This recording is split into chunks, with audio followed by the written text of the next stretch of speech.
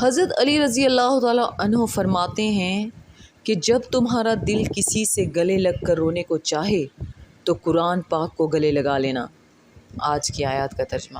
پناہ مانگتی ہوں اللہ کی شیطان مردود سے، شروع اللہ کا نام لے کر جو بڑا مہربان نہایت رحم والا ہے۔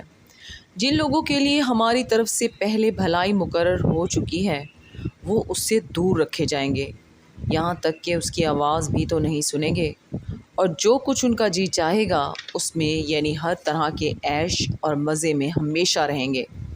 ان کو اس دن کا بڑا بھاری خوف غمگین نہیں کرے گا، اور فرشتے ان کو لینے آئیں گے اور کہیں گے کہ یہی وہ دن ہے جس کا تم سے وعدہ کیا جاتا تھا، جس دن ہم آسمان کو اس طرح لپیٹ لیں گے جیسے خطوں کا تمار لپیٹ لیتے ہیں۔